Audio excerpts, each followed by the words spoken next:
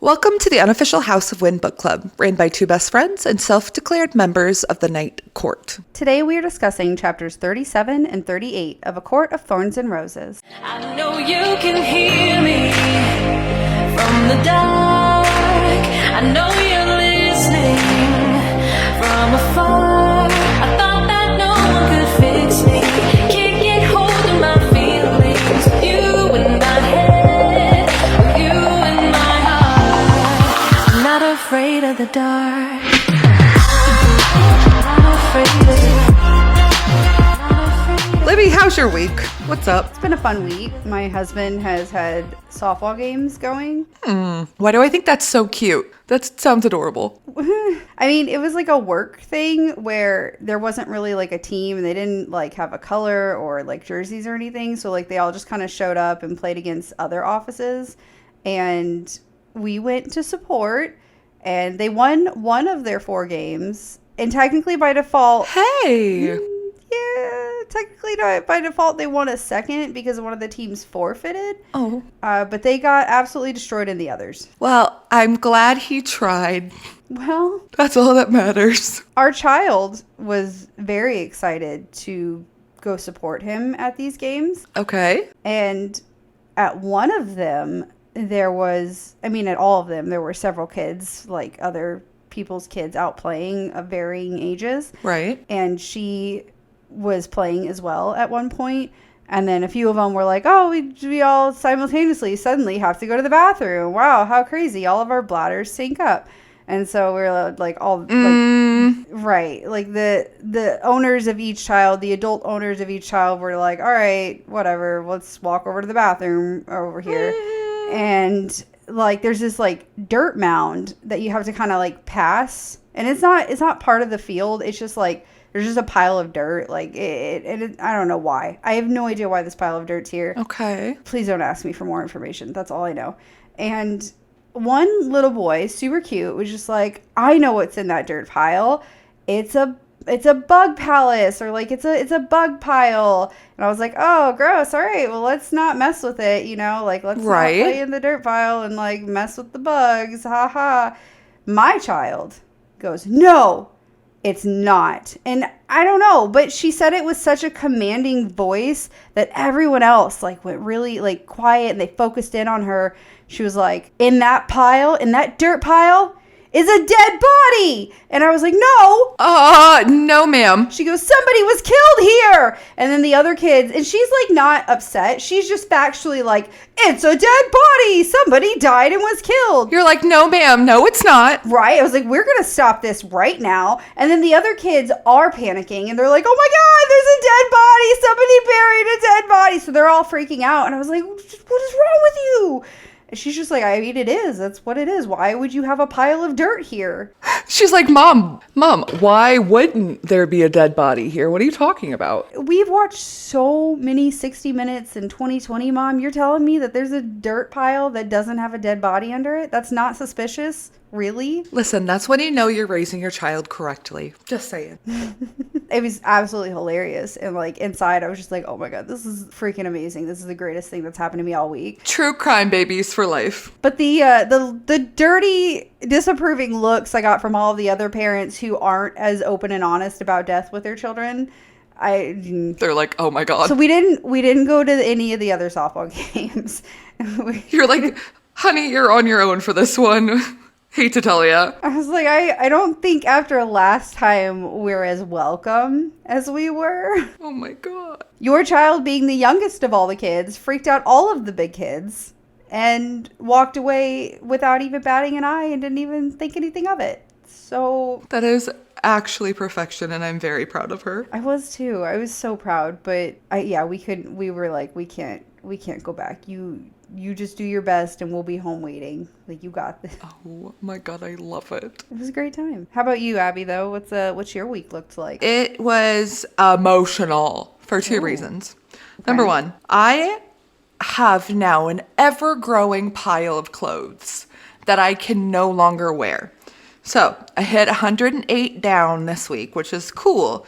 But like, Golly. That also means that a lot of my clothes don't fit anymore. And I know we talked about this before, but it's just getting more and more emotional because, like, these are, I don't know, my, like, security blanket clothes. Does that make sense?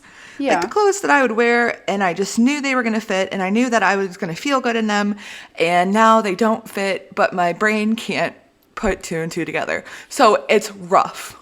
And then also, I had to be an adult, and that's gross. Yeah. I had to buy my own contacts. Now, Ooh. that sounds not like a big deal to most average people. I come from a very small town where the eye doctor that I've seen for my entire life exists. The same man whose daughter's wedding I took photos at. I mean, we've known them. My family goes to them. He's always ordered my contacts since I was literally in 8th grade. Never once have I had to do it. Now I live in a foreign country and I had to order them by myself. Now, granted, they came in and they're wonderful and they're a fourth of the price that they are in the States, the same exact contacts. Wow. And I can afford one a day contacts like a fancy person now because they're literally like for the month. I've never worn contacts, so like I'm not sure what that, but like that tells me that there are people reusing their contacts, and that worries me. That's normal. No. That's normal. There's some that are like you only can wear for 24 hours. Okay. Because they're thinner and they, I don't know, I'm new to this one a day contacts. They're Okay, we're all learning. They're just thinner and like more hydrating, which is why I need to do it because I'm blessed with an astigmatism. Samesies. Hey, look at us. It sucks. I say blessed with a severe amount of sarcasm. Doesn't it make the lights look so pretty at night though? Oh yeah, I love when I'm driving and everything looks like cross-hatched. It looks like Christmas everywhere. Oh, it's even worse when it's raining. And I'm like, what is the ground? What is the road? What's a reflection? It's all the same. Test your luck. Oh, it's terrifying. But no, people reuse, there's like contacts you can use for up to a month. Okay. That I might have once upon a time extended to a year. Okay. Don't do that. Yeah, no, Okay. it's okay. But yeah, I ordered them. They came in and it was magical, but I felt gross that I had to order my own contacts. So emotional times here. Well, I'm so sorry. It's hard. It's hard when you have to like make your own doctor's appointments and like do stuff like that. Like when that first. Okay, but granted, so much anxiety. I was like, my mom used to make all my appointments for me, right? No. Yeah. I did make my mom call my eye doctor and go and pick up my prescription.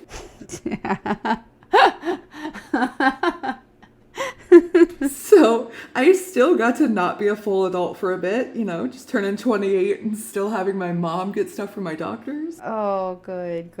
Fine. I never have good experience with like eye doctors because, you know, with the diabetes, I have to have those like special, you know about the special eye drops, right? Oh, yeah, the dilating ones? Mm-hmm. Yeah, yes. And like every time. Wait, normal people don't get that? I don't know. Because every time I've gone, I've always been told that they have to use like these like certain ones because it's like I'm diabetic and it's for a specific diabetic eye testing.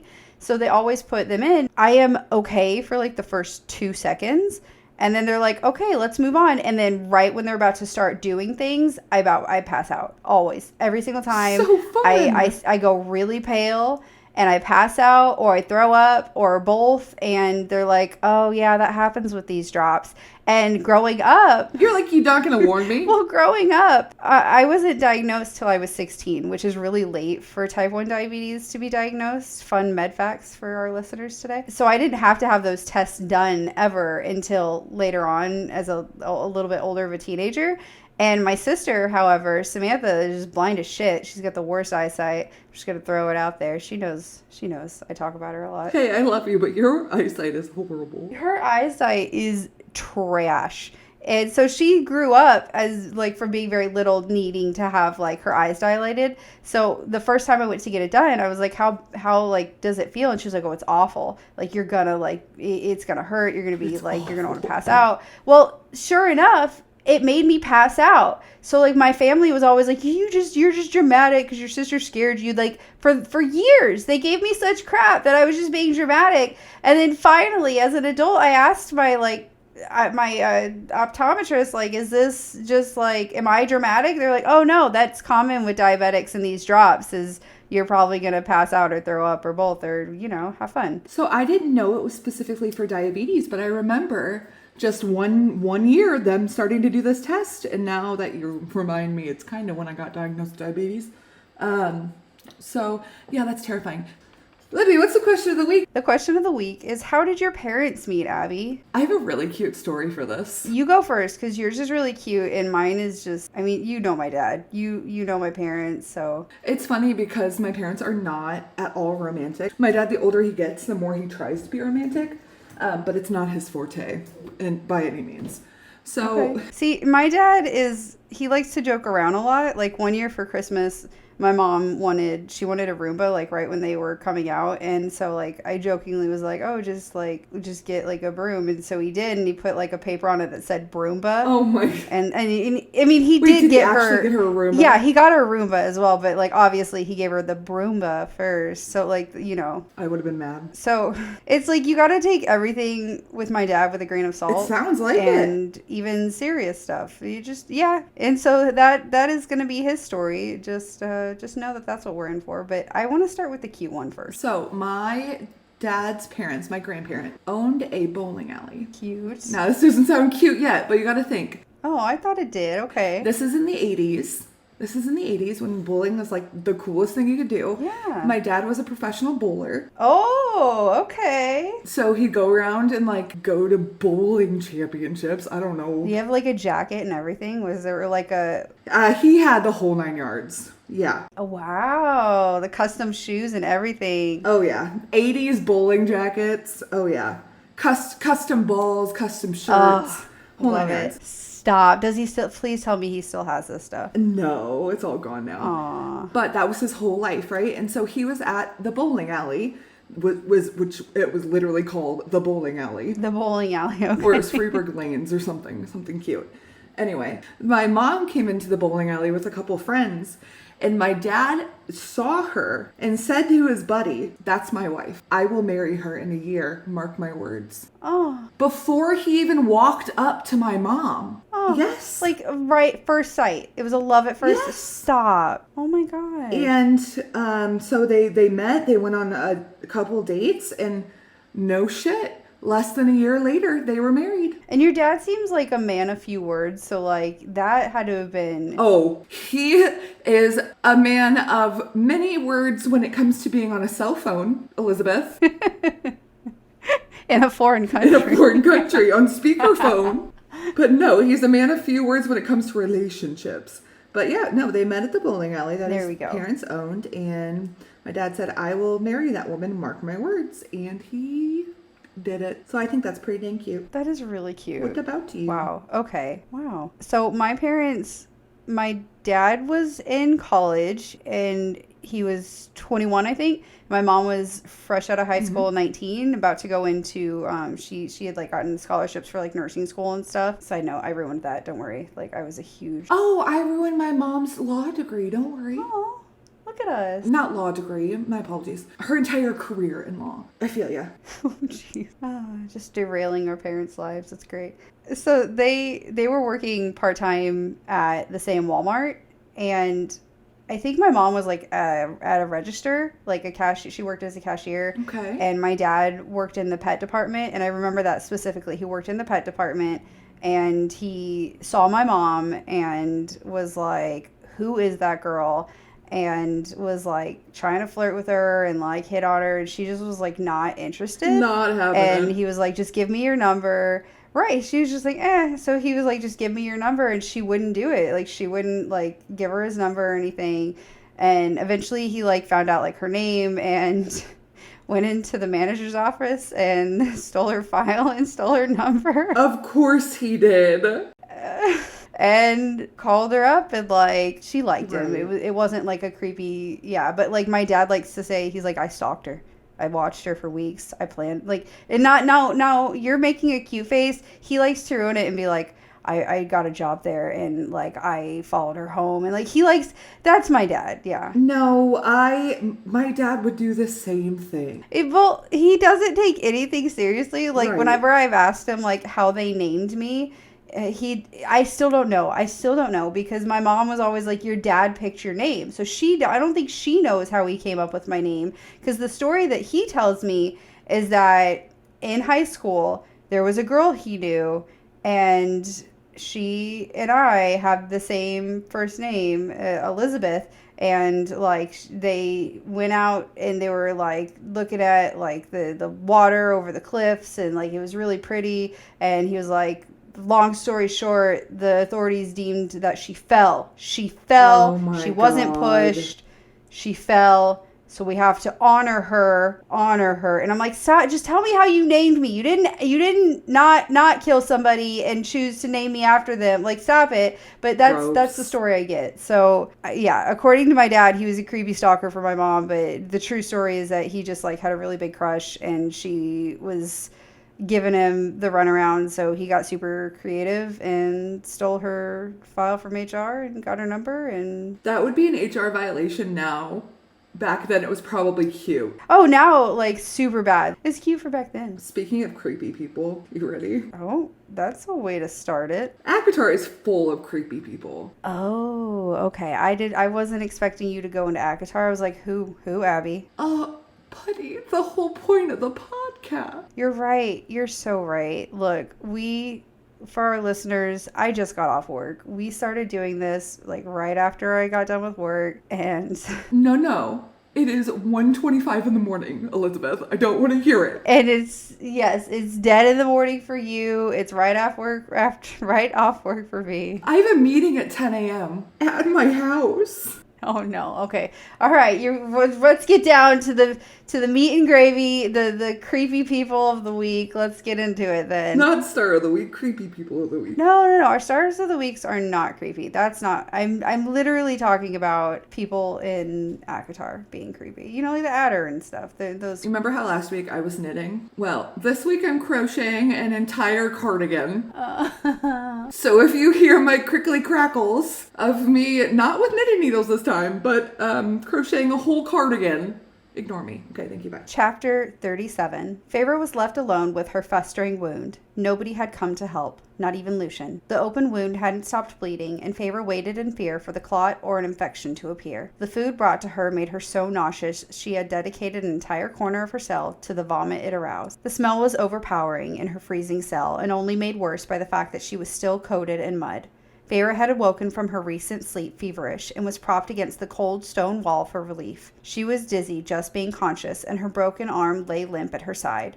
She believed the fever was brought on by a cold rather than an infection from her injury. Feyre was slipping in and out of consciousness, telling herself to stay awake and monitor her wound, when her cell door seemed to move. No, rather the darkness around it moved. Feyre felt fear growing in her stomach as a male stepped out of the living darkness. Rhysand smiled, his violet eyes glowing in the little light that the cell offered. He teased that Tamlin's champion was in such a sorry state, and Feyre spit back to go to hell, with the fading strength that she did have left. Rhysand crouched near her, but feigned disgust at the vomit-filled corner nearby. Feyre wanted to crawl away or kick him off, but there was no energy left for her to do so. Rhysand appeared to taunt her, asking what Tamlin would say if he knew that she was rotting down in the cell. Not that he could get away to check. His every move was being watched. Feyre attempted to hide her arm in the shadows, not wanting Rhysand to know just how weak she really was. Feyre told him to get away, to which Rhysand raised an eyebrow. After all, he was there to help, and Feyre dares to tell him to leave? Feyre told him again to get away, but Rhysand instead mentioned that she had made him quite a bit of money, and he felt he should repay her. Feyre only leaned her head back against the mercifully cool stone. The world was spinning around her, and nausea was building. Softly, Rhysand told Feyre to let him see her arm. She didn't move. He growled, then demanded to see her wounded arm, then grabbed it, pulling the arm into the light. Feyre bit down on her lip, drawing blood, trying with all she could not to cry out. She knew if they found out how bad the injury was, it would be used against her. Rhysand smiled sensuously, remarking the gruesomeness of the injury. Feyre swore at him and demanded he leave, but Rhysand simply asked if she wanted his help. At what cost? Feyre contemplated. Ah, that. Rhysand offered a trade. He would heal her arm in exchange for her.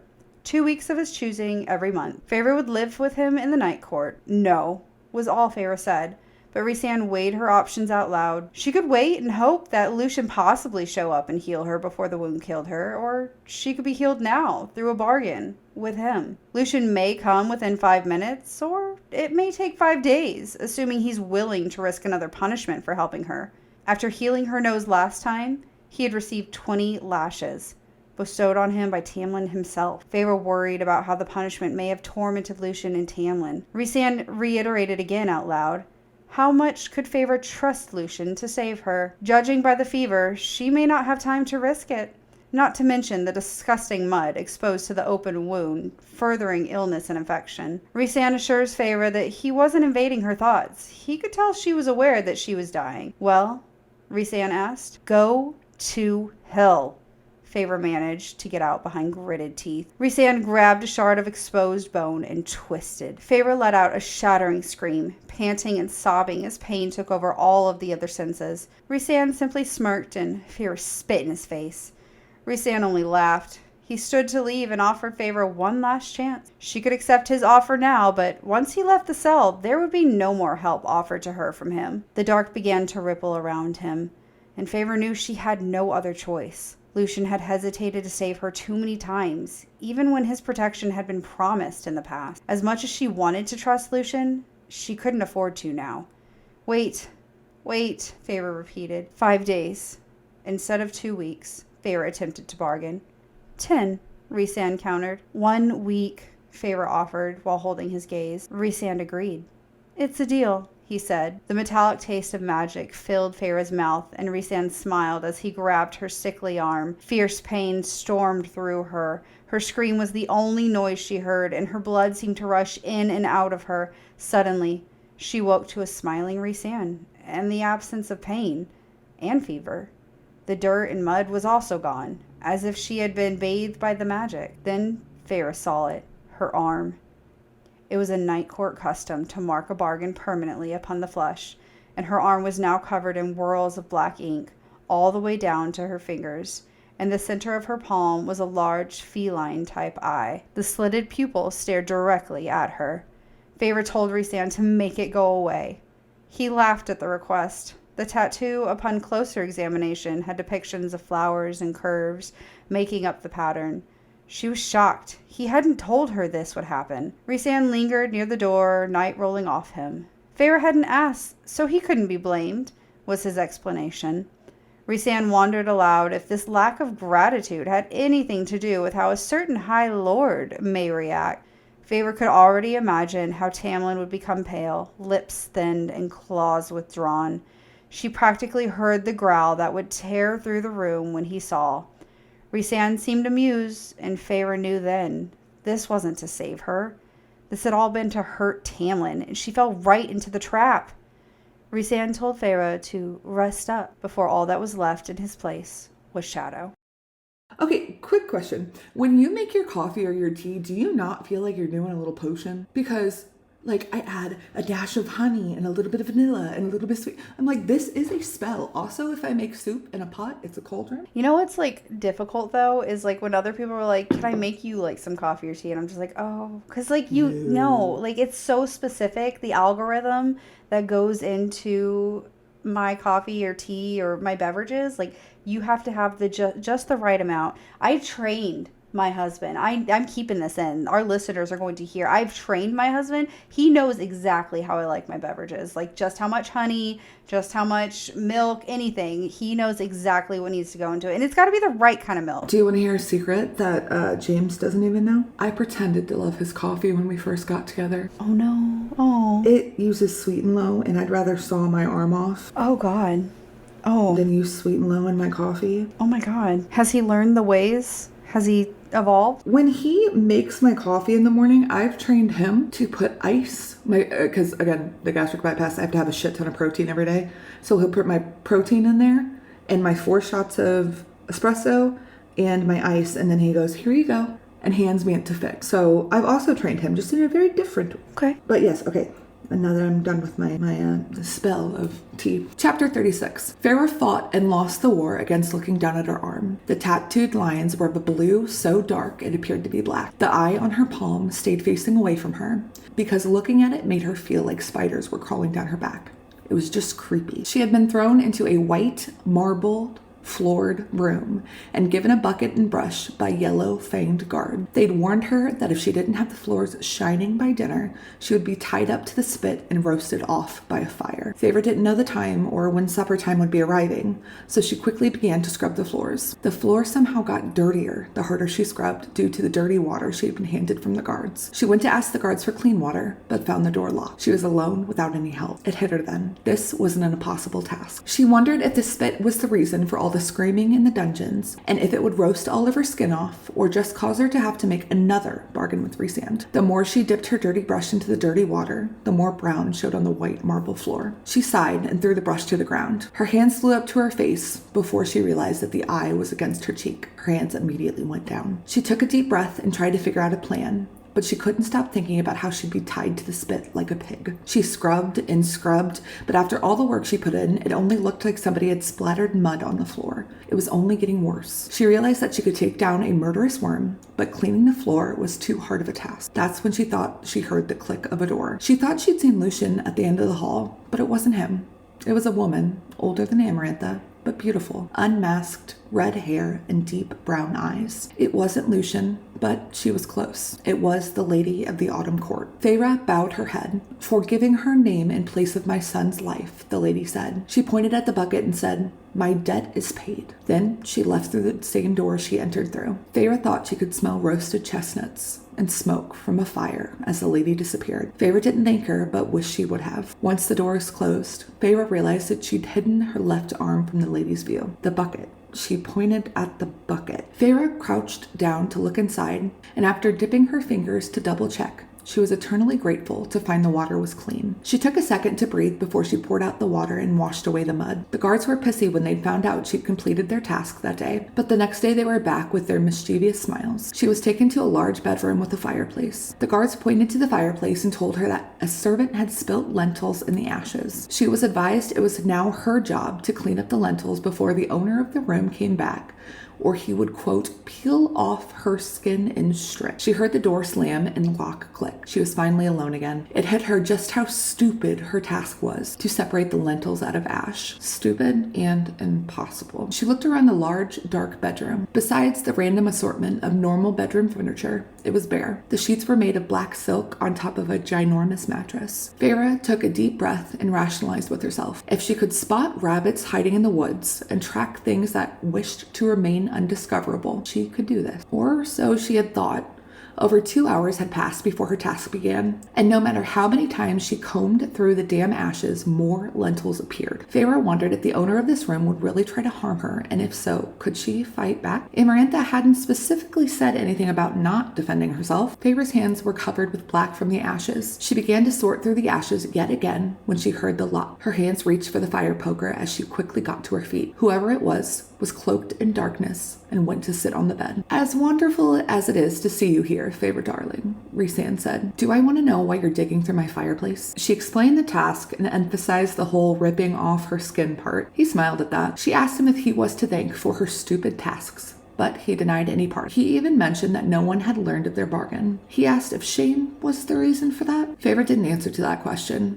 Instead, she asked him one of her own. Pointing to the fireplace, she said, "Is this clean enough for you?" He asked why there were lentils in the fireplace in the first place. Feyre didn't find that funny and said it must have been one of his mistress's household chores. He told her that he thought Amarantha or her friends thought he might find some sport with Feyre. Feyre countered, saying maybe it was a test for him. After all, he was the only one who bet on her during her first test. Amarantha couldn't have been too happy about that. He asked Feyre why Amarantha would be testing him. Feyre explained that he had lied to her about Claire. He said Amarantha might play her games, but he also played his own. Things got boring under the mountain after a while. Feyre prodded about Fire Night, how he'd been able to get out and leave the head on the gate. He clarified that Amarantha had asked him to put the head in the garden. He'd had his own reasons, though, for being out on Fire Night, and that it had cost him. The smile that came from him didn't reach his eyes. He asked if she was going to put down the poker or hit him. She didn't let go of it. He told her it was a valiant effort, but useless. She realized he was right and remembered how he didn't have to use physical violence to hurt others. He could do it with those claws in her mind. She asked about that, about how he still had powers while the rest of the High Lords didn't. She had thought Amarantha had taken away all of their abilities. He said his powers were, in fact, gone. What was left, as he demonstrated by gently stroking his claws against her mind, was only remnants of what he could do before. He explained that Tamlin might have had the power of strength and shape-shifting, but his own powers were far more deadly. He continued explaining that all of the High Lords can shape-shift because they had an inner beast in them, beneath their skin. Tamlin became a beast of fur, but Rhys's wings. He couldn't fully shift anymore. He demonstrated by tapping the claws where his fingers had just been, the same with his toes. I don't particularly like yielding wholly to my baser side, he said. With that, she looked behind him to see enormous black wings sprawled behind him. They reminded her of a bat's. They were beautiful, but terrifying. In an instant, they were gone. It left her with a feeling that she'd made the biggest mistake of her life making a bargain with him, offering her life to this man. He asked why she hadn't attempted any words of flattery. She had said he'd had a high enough opinion of himself already, and that she didn't think flattery from a human would mean much to him anyways. He laughed, and that laugh slid down her back, warming her like a glass of wine. He wasn't sure if he should consider her admirable or just stupid for being that bold with a High Lord. She realized that she had trouble staying quiet with him around, so she went full throttle. She asked him if he knew the answer to the riddle. She clarified that Amarantha had never said she couldn't ask for help. He said that they had all been banned from aiding Feyre. It was law from Amarantha's tongue. Feyre tried to ask again, but Rhys said not to bother. It was an order from Amarantha. If she ordered them to stop breathing, he'd have to do that. Feyre deflated. She saw him snap his fingers, and suddenly there wasn't a drop of ash on her. He said it was a gift for her, for having the balls to ask him for help. She didn't smile, just blankly stared back at him. He pointed to the now spotless hearth where a bucket had been filled with lentils. The door swung open, as if by magic, and there stood the guards that had retrieved her from the cell. Rhys told them her task was completed and she could be taken back to her cell. As they reached for Feyre, a feline smile came from Rhys. He told the guards that there was to be no more household chores nor tasks. The guards' eyes went hazy and their mouths hung. He told them to tell the other guards too, that they were to stay away from her cell and not dare to touch her. He said if they did, they'd have to take their own daggers and gut themselves. The guards dumbly nodded and finally blinked. She realized that they had been glamored by the High Lord of the Night Court. She was terrified and tried to hide her shaking. She was thankful, though, to find the guards hadn't touched her. Glamour had worked. With a final smile, he said softly, "You're welcome," as she was led out of the room back to her cell. This is one of my favorite parts of the book, honestly. I have to agree. Personally, I think we've been in like this web of Tamlin, Lucien, Feyre for so long, this like little bubble of them three.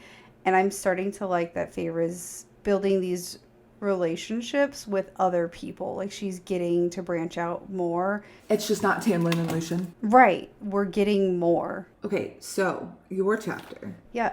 Oh my gosh. The bargain. You know, the most important part of the book. It's fine. Right? What? Excuse me. Would you have made it? There's so many things here. What? Would I have made it? Would you have? Yeah. Yeah. Yeah. Even with everything we know about him now, he's the most evil person in Prythian. Or so we're told. At this point, I'm about to die, and my mindset, and I'm thinking that this was Feyre's on some level too, is that there's a good chance you're not going to survive any of these trials. You're not going to make it out of this anyway. So really, what? You're taking a bargain to be with him a week forever out of every month. That are you really going to get to that point? Are we really going to even make it that far? So okay, can we get dark for a second? Yeah, go ahead. As somebody who's been suicidal, I wonder, like, my brain goes, what's the point at that point? Like, if you're already going to die, just let yourself die. So that's like the opposite coin. I mean, geez, yeah, that was dark. Yeah, no, I Sorry. She definitely had a choice here. She could have taken her out and just let herself rot and die in that dungeon. But I think that she's too committed to this idea of like rescuing Tamlin and Lucien now that she's willing to let herself die, but it's got to be within the bounds that she's gonna die while rescuing them or while trying to save them. She can't just like die because she got sick, falling apart and going decrepit in a cell. Right. So I think that in her mind, she's probably like, I don't know that I'm going to survive these trials, but I'll take whatever advantage I'm given. And she doesn't really have much of a choice because you and I both know Lucian in the past has not been very reliable. I know he redeemed himself. What? That was my second question. Do you think he would have shown up? I don't know. I think that there were a lot of really good points that... Okay, let me scratch that. Let me start over. Yes, I think Lucian eventually would show up. The problem is... In time. When? When is Lucian when would he show up? Exactly. And she knows it. She's got a very limited amount of time left. She's got a very limited amount of time left, and she's waiting on somebody to save her. And Lucian, he's already played it so fast and loose and reckless with her so many times. She can't trust that he knows what she needs and that how bad of a condition she's even in. Nobody had come for her. So I think that this was her only option. And as someone who wasn't going to just fall apart in the dungeon, it was something that she knew she had to take. She couldn't be stubborn. She couldn't be this tough baddie for a second. She had to be realistic and take this bargain. And yeah, the twisting of her bone. Oh my God, that made me... God. I can't see stuff in my brain, but I can feel emotions. We all felt that though. Oh my gosh. Oh, when that happened, I literally stopped and cringed because that's just so vivid. You can... Ugh. I love villains. I love the baddies, but that I was like, no. But I kind of get why he had to prove a point. I get that he was trying to incentivize her, if that's what you mean. But like, it's just at the same time, like she is probably loathing, hating him. Because you and I can see it from the outside, like she's being foolish and is willing to throw her life away just because she doesn't like Rhysand right off the bat. And he's trying to give her, I'm sure, reason to please save your life. Please work with me here. I mean, wouldn't you? Motivate her to agree to it. But she probably only has pure hatred for Rhysand at this point. Does not understand. Well, yeah, in that situation, I wouldn't be looking at like, oh, well, he's just trying to show me why I don't want to be an idiot and let myself die. No, I'd be pissed. I'd be furious. I mean, I get why she did it, but at the same point, part of me is like, she's a much stronger person than I ever could be. Because at that point when I'm like nearly dying, and this guy that I know is evil, and I've been warned by literally the know-it-all Alice to not make a bargain, and now I'm making a bargain with like the literally most evil person in the entire land of Prynthian, or so we think, or so we know at this point. It just feels like a lot. I think she's just aware of how limited her time is, how close to death she's becoming. She tries to tell herself that she's feverish from a cold. Let's get real. She's got worm poo in her wounds, in her absolutely disgusting arm. You're telling me that's not getting into her bloodstream and causing an infection and killing her? There's no way. She's trying to convince herself it's not as bad as it is, but I think she knows deep down she's dying. This is not good. I do actually love when he grabs her arm, though. I know it's painful, but he's like, look, that's what he's doing. Look, it says, let me see it. A growl rippled from him. Without waiting for my reaction, he grabbed my elbow and forced my arm into the dim lights of the cell. Yeah. And no, he's very serious and very caring, honestly. Because he did not have to give her a bargain. There's, at this point, no reason he should be. It's less playful than we've seen him. You don't think that a High Lord needs money. Yeah. Yeah, his claims of she made him a bunch of money, it's like, okay, and so what? Who cares? You shouldn't feel like you owe her anything. If anything, you should just be like, hey, I won money. Cool, move on with my life. Okay, we've kind of ignored the big elephant in the room or the big swirls on Feyre's hand. Would you be mad? No. That's what I was about to say. What a cool first tattoo. In seconds with no pain. A sleeve that took away pain. Like, she just got a sleeve, my guy. A full sleeve. Please, where do I go? I don't quite have a sleeve yet, but I've got a splattering of tattoos. They don't feel great. A splattering. A little dabble here and there. I don't feel my pain going away. Oh, well, my mental pain goes away. I didn't wake up feeling better from yeah. I don't pass out and then wake up feeling great. But, I don't think I'd be embarrassed by it.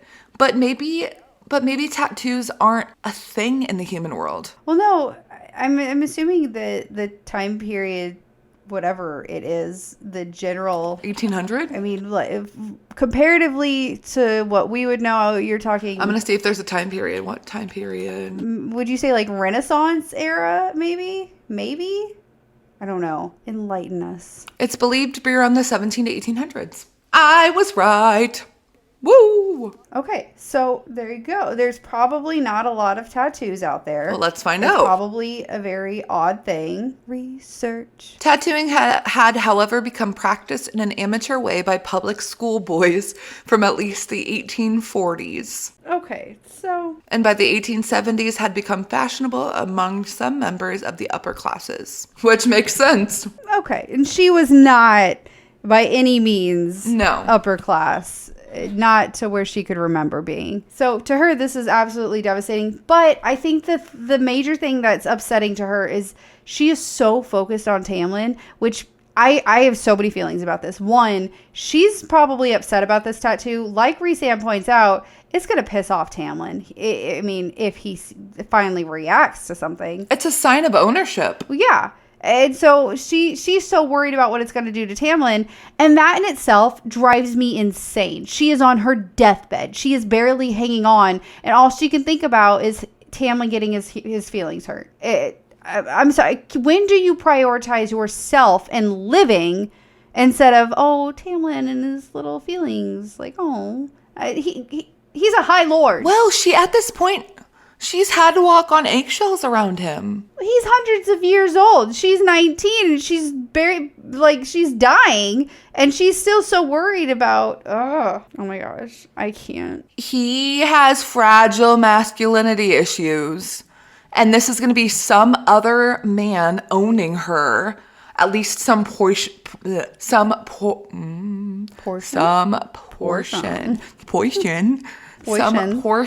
of her, and that's gonna make him upset. And so I get her being like, oh shit, because like imagine you came home and you had a tattoo of another man's name that was not your brother, but another man's name on your body.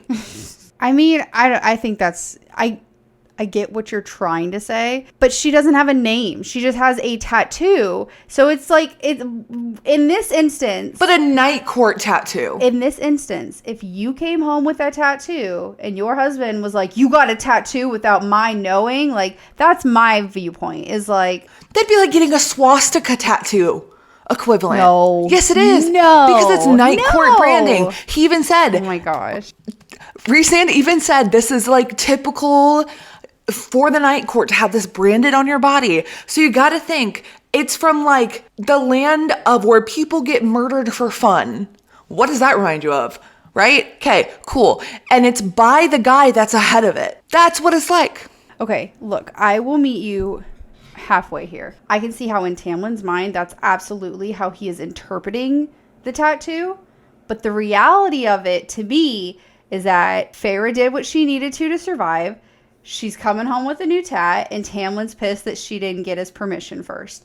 And if my husband acted that way when I came home with a new hairstyle, or a new piercing, or a new tattoo, not even something just very innocent, then that'd be a big red flag to me. That would piss me off. There's nothing that makes me want to cut my hair more than someone telling me that they don't want my hair cut, that they don't like it a certain length. It's like, well, those are my bod. That's all me. You don't get to rage about it. Right, but that's you and your husband because you are like a modern aged woman. You got to think of this as the 1800s. Yeah, I know. It's not going to be as easy. And she even hides it from, instinctually, which I kind of get. She hides it from the Lady of the Autumn Court, keeping it a secret. True. I just don't like how worried Feyre is about Tamlin's feelings at all times when she's barely living. She's barely even hanging on. It frustrates me that she's literally like heaving and panting and like trying to stay awake when not pass out from this infection and sickness from her wounds. And all she could think is like, oh, poor Tamlin having to whip Lucien. Not even much focus on the fact that Lucien had to get whipped by Tamlin, but poor Tamlin for having to do it. It's like, what? I'm just sad. That makes me sad. Makes me sad for Lucien. Well, it makes me sad for both of them because that's not something you should ever have to go through. No, but I'm frustrated that Feyre is so focused on coddling Tamlin's feelings. And I'm so tired of... It's her favorite hobby, Libby. I know. He is Tim Tam the Monster Man who has emotional issues and anger issues and... all of the issues. He has all the issues. But I think it's very, very cute that Lucien's mom came and fixed the water for Feyre because the poor girl was sitting there scrubbing up on the floor with literally muddy water and just making the white marbled floor worse. And then she would have to go over a spit like a pig. Blech. It gives me hope for the Autumn Court because all we've really seen and heard of is how awful the Autumn Court is and like how Lucien's brothers are just these sick, twisted monsters. But then, like, you have... It just gives me hope for women. But yeah, after Amarantha has beaten it down so low, it's nice to see. Yeah. I feel like the Autumn Court, like you said, has just been all evil. And then his mom's like, here, my debt's paid. Thanks for helping me. And that's such a mom thing to do. Yeah. Like, thanks for, like, not letting my kid die. Thanks for watching out for him. Yeah. Here's some water. Goodbye. As a mom, I could understand that. Absolutely. If someone did something to help or just be kind to my child, it makes me want to be nice to them too. So I feel that. Right, because that they went out of their way to make sure her child was safe. Well, and you got to think, if she got caught doing that, she would probably be killed right away. So, and she didn't have to thank Feyre for Feyre, it's already done. She doesn't necessarily have to repay that kindness. No. And she risks her own self because she's so grateful to Feyre. So, okay, yeah, I like that. I like that more than I did. I love how the guards were pissed off that she completed the task. Like, they were literally mad. So the next day they go, there is ashes. Pick some lentils out of it. That is the stupidest thing I've ever heard. It's so dumb. There was a line in there where she was like, how bad could, like, picking some lentils be? And then she was like, I was wrong. Just immediately, I was wrong. That's how that section started. Oh, nope. And then I love how she doesn't know who's walking in. All she knows is that it's an air of darkness. And at this point, I'm like, Reese! Yeah. Because that's all we've gotten about him is he's got an air of darkness to him. And then he goes, Feyre, darling, do I want to know why you're in my fireplace? I, too, would have walked in and been like, what are you doing? What's going on? What is this? Yeah. Why are you combing through the fireplace, buddy? Is pretty much what he said. He gets real deep and emotional with her, like, really quickly. Yeah. And shows the wings and that he has that we didn't know about. Mm-hmm. And then Feyre gets turned on by seeing the wings. I mean, she's been into the growling and like petting. It's not a far stretch. It really isn't. And I guess she really does like the man that shapeshifts. So they got deep for a second. He shows it's his wings. Yeah, he's telling her all about like he used to have so many more powers. Then he caresses her mind again, which just sounds like we said before, real weird. And then we learn that he's got a like inner beast too, and all the High Lords do. It makes me want to know. Like I just want to know what they are. You know, I'm interested to see what each person's correlation is, if that makes sense. Like what's the Autumn Court? What's the Dawn Court? What are their... Yeah, is that one like a bald eagle? I don't know. Bald eagle. I was thinking like some majestic bird, but... What? Yes. A bald eagle is the most majestic bird. It's got the name bald. Like who is like, let's name this beautiful thing bald eagle. That's a gorgeous. No, I'm talking like a phoenix or like something that's like there. Yeah. Majestic. I was thinking patriotic, but this is Prithian. All right. There is no patriotism. Corinthian. No, I feel like this was a very emotional chapter, not in like the normal like life or death emotions. No, they seem to connect. Like her and Rhysand seem to have actual real moments and to almost not bond, but to get to understand one another a little more. I feel there was a little bit of bonding because they were like Yeah? joking back and forth, and I don't know, he was like, "What are you doing in the fireplace, girlfriend?"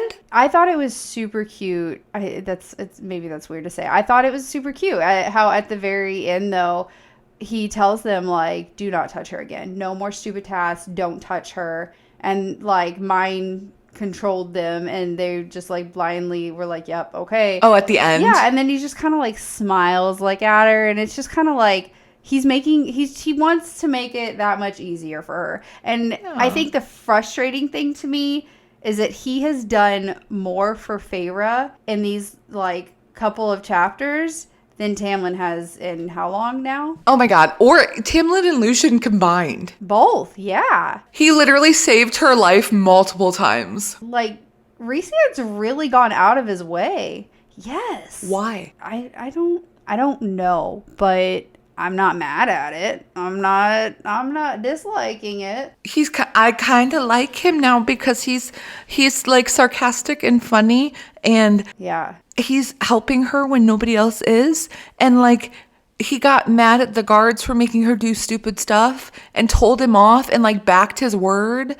And I don't think we fully know him. I don't think we fully know his motives or why, like you said, why Rhysand, tell us. But I'm interested to see where it goes, where his character goes, and where their whatever this is goes. Libby, what's your favorite quote? My favorite quote, and I want to pinpoint, this was a little hard. There was not a lot of favorite. No. There was a lot of imagery, but I did not love the imagery of twisting bones and vomit corners. So Delicious vomit corners. Yummy. I did manage to find one quote that I really, I don't know, it stuck out to me. It says, "He looked me up and down. I had my reasons to be out then. Do not think, Feyre, that it did not cost me." Oh, Yeah, chills. something about it, like he was so serious. I want to know what it cost you, sir. I'm sorry. That was very mysterious. Give us more detail. Give us more information. And just to get so serious and so like stern about it, like, oh, that's not our Rhysand. Like something really struck a chord in him. I lied. I do have a favorite quote because I've talked about it approximately 76 times this episode. It's about the fireplace. It's when Rhys goes, "As wonderful as it is to see you, favorite darling, do I want to know why you're digging through my fireplace?"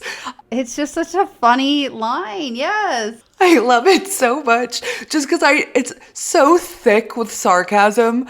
I can just hear him going like, "What the fuck are you doing?" But also like kind of cute. Like as much as I love to see you, like, oh. Like lovingly, "What the fuck are you doing?" I liked in this chapter too, this reminded me that she called him out. She called him out from saying, you knew who I was. Well, you lied to Amarantha. Maybe she's testing you by putting me in your path so much and making me clean your fireplace because she knows that you lied about having known who I actually was. I can't. I just want these people to be real. I think these two chapters were really fun, and I liked the dynamic between Rhysand and Feyre, and I want to see it go further. With the wings, maybe? I mean, right now, wings sound a whole lot better than claws.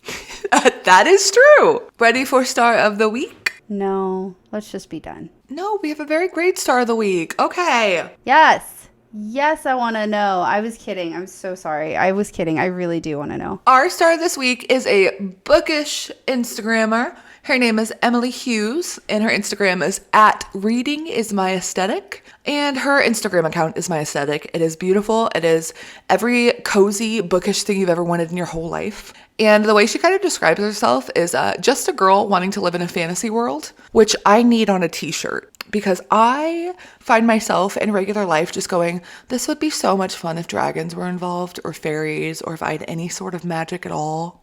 you know? If I could just wear a corset and like not be looked at strangely. If I can just wear a corset and a flowy dress everywhere, that'd be great. Oh, yeah. But Emily is such a fantastic start of the week that she recorded a little blurb, her little about me, and we're going to play it for you guys. Right now. So I started my Bookstagram account back in August 2021, over 2 years ago, which is crazy. And it all started with my best friend. She got me into reading the ACOTAR series, which I absolutely fell in love with. I'm completely obsessed. And it just reignited my love for reading. We only really had each other to talk to about books. So she actually created her own Bookstagram a couple weeks before I did, just as a way of sharing the books that she loved. And I thought, oh my God, like I want to do that too. Like what a great way to kind of make more friends and share the books we love and speak about the books we love with other people who also love them. So that's how it was created. I never could have imagined in a million years that my account would grow as much as it has. It's just like absolutely wild to me. I feel like I've got imposter syndrome. Like I don't actually believe this is my account. But yeah, that's how it all started. As for any hobbies, I am a very artistic person. I love to draw and paint. I love anything arty, anything creative. I actually played piano for 10 years as well when I was a kid. So I'm a bit out of practice now, I'm not gonna lie. It's been a while since I've practiced, but I love playing the piano when I do. And then obviously I love to read. That's the whole reason why this account exists, because of my love for reading. A bit of backstory I guess not a lot of people know about me is I was born in Abu Dhabi and grew up in Dubai. So I spent almost my entire childhood in the Middle East. We moved back to the UK in 2007 when I was about 9 or 10 years old. So yeah, I spent basically my entire childhood in the Middle East. We actually lived in Mexico City for a year as well. And we just traveled a lot around with my dad's work. Yeah, and as for something I'm proud of, I guess I'm proud of this account and for pushing myself out of my comfort zone. Like it was a very kind of scary thing for me to do initially. Like I never used to show my face on here. So yeah, I guess I'm just proud of pushing myself out of my comfort zone. Thanks, Emily. Again, her Instagram is at readingismyaesthetic. I'm not going to spell that out because I think you guys got that one covered. But if you want to go and give her a follow on Instagram, that would be fantastic. So cute. She's freaking adorable. Calling all dreamers. We want to hear from you. Send an email to acordofthornsandpodcast@gmail.com and tell us everything. That's all. That's it. No, you know what to do. How you found the series, your favorite characters, or questions you have for us. Also, if you like us at all, please leave a review on Apple Podcasts or a rating on Spotify to help us find more of our bookish friends. Bonus points if you share the podcast with your friends. Please. And we do keep count. We keep track. There is a score sheet. Yes, I will give you an extra 25 bonus points this week specifically. And a smiley face emoji. Oh my gosh, that's a little much. It's a little much. I'm feeling generous. I really am. Yes, friends, if you would share us to your friends and leave us a review, that way we can find more of our friends, that would be great, because we're now 19 episodes in somehow. That's a lot, and we want to find more of you guys. We did this 19 times. And a mini. I was going to say, we've done this 20 times now, but yes. To the people who listen and the dreams that are answered. We will see you next week. And remember, don't let the hard days win.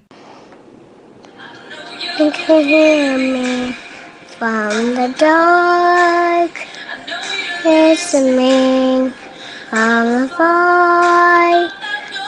Takes me, taking home my feelings, you in my head, you in my heart. I'm left in the dark. Not butt down. She did not butt down. Twerking. Apparently, she doesn't have energy to argue. She can drop some ass. Okay. Yeah. Shit. She can sure throw her ass back. She can throw that ass in. Fuck. She can't argue. Too tired to do anything else, but she can do that. That woman loves to twerk.